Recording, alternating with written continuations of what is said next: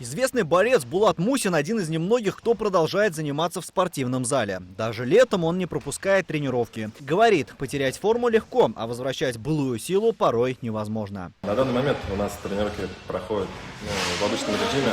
Все восстановились, тренируемся 3 раза в неделю.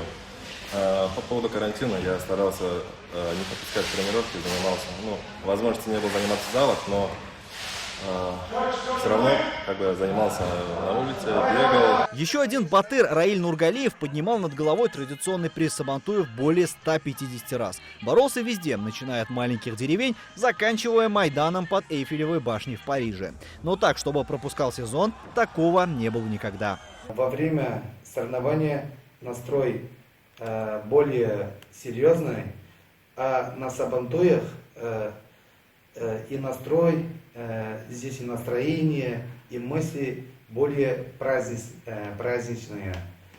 Это наш праздник, где собираются друзья, родственники, соседи. До последнего момента ждал Сабантуя и Муса Галямов. Чемпион из Мариэл редко проигрывает на Майдане. Некоторые болельщики специально приезжают на турниры, чтобы увидеть броски Галямова своими глазами. Сабантуй для меня больше, чем даже соревнования были. Я там выступал.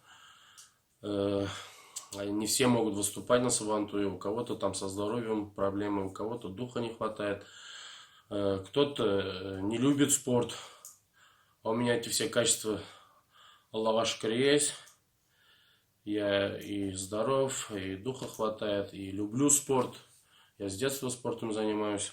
Как и все спортсмены, борцы Крэш долго находились на самоизоляции и уже соскучились по ковру. Если к онлайн-концертам, песням и пляскам люди уже начали хоть как-то привыкать, то виртуальную борьбу представить практически невозможно. Хотя в свете последних событий некоторые чемпионаты уже возобновились. В том числе Рубин принял у себя на стадионе порядка 4000 болельщиков. Но в отличие от того же футбола, борьба Крэш вид все-таки контактный. Представить Майданы пустыми при Сабантуе тоже практически невозможно. После Сабантуя, как правило, наступал перерыв, а чемпионаты по борьбе Крэш официально стартовали осенью.